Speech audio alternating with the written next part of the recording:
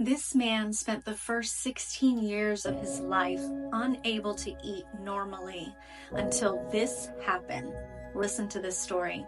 Christopher was born with what was called chronic pseudo-obstruction syndrome, which is where the gastrointestinal tract can't absorb food properly, and so his stomach was completely paralyzed. He had to endure several tests to identify what was happening, and finally, when it was identified, he had to be fed through a tube to get his nutrients for the first 16 years of his life.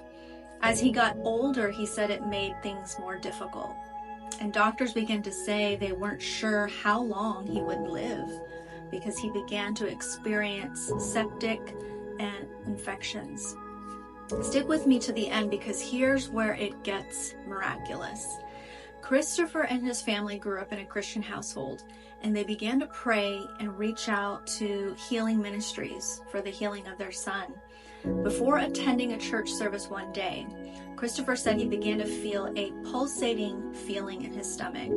He had never felt this before, and he said he heard God say, "He's preparing me." Christopher said to God, "If you heal me, I will not be quiet about it. I will tell everyone about this miracle and about you." The family went to church that day, and Christopher was getting prayed over, and he said he began to feel that pulsating feeling again. And then a lightning bolt shock, as if God jump-started his stomach back with a shock. So that night at dinner, Christopher says he swallowed an entire meal without any pain, and that was the first full meal he had ever eaten. He now no longer needs the feeding tubes. He had those removed. Christopher is completely healed. What a miraculous story of our God and the God that still heals.